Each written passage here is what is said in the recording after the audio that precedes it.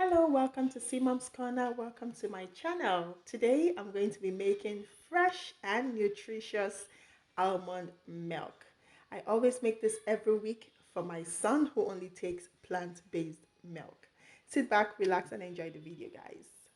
I'm back home, guys. First, I'm going to wash this almond nuts thoroughly. After washing, the next thing would be to soak the almond nuts for 24 hours. So guys, this is what it looks like after 24 hours. As you can see, it's now soft, making it easy for us to blend. Let's head over to the blender, guys. I'm just going to pour everything into the blender.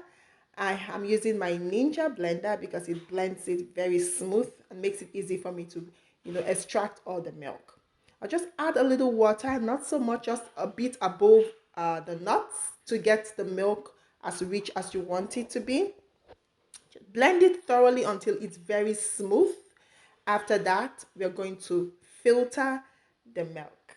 So guys, now I'm going to pour out all the almond juice into a cheesecloth and squeeze out the milk. It's as easy as that, guys. Here we already have our almond milk.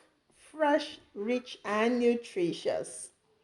All you need to do is store in an airtight jar, all right? And then this should last you for a maximum of 1 week in a refrigerator. See you on my next video, guys. Bye. Welcome to C Mom's Corner.